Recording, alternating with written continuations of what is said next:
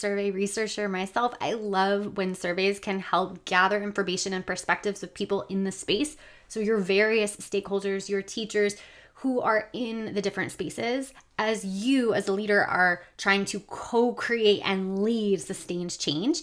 And so today's resource from Dr. Anthony Muhammad is going to help you. This is a very robust resource, and it comes from Dr. Anthony Muhammad's book, The Way Forward, published in 2024. But the framework, the Time for Change framework, actually comes from Muhammad and Louise Cruz, and they build out the framework in a separate book, and then he kind of takes this and puts it into survey form here. So just want to give that context that Anthony Muhammad and Louise Cruz created the Time for Change framework, and then here is Muhammad's kind of piece for this book. So here's the framework, here's the rubric.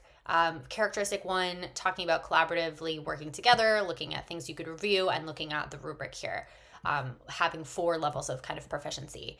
Now here is the corresponding survey for that piece of the rubric. So this is a survey specifically for assessing collective commitments to student learning. You have an agreement scale of 1 to 5, and then you have all of these statements. So you can have the teachers go through and actually share, and I mean leaders as well, any stakeholders, their kind of beliefs and attitudes towards each of these statements. So just an example, right? I believe that student learning improves when teachers work together and pursue the goal collectively, right? All the way to we should not vent frustration and disdain for others with colleagues because it's unprofessional and undermines our progress toward our vision. So you could see there's a wide range of things here. You can go scroll down. This link will be in the description of the video, so feel free to check it out.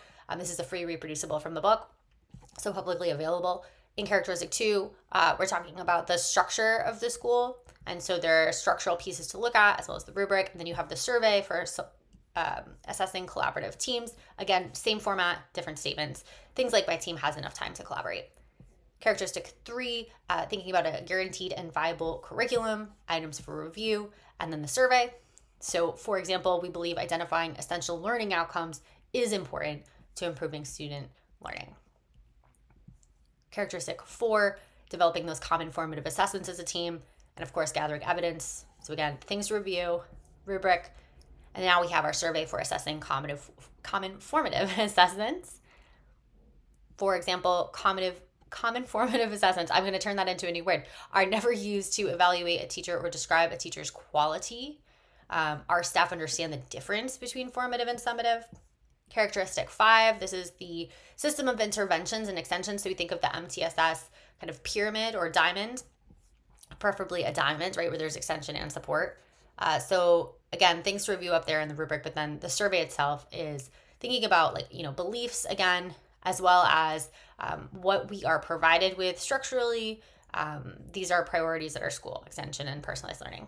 Right? Characteristic 6, this is where we are using the evidence to improve our practice, both individually and collectively.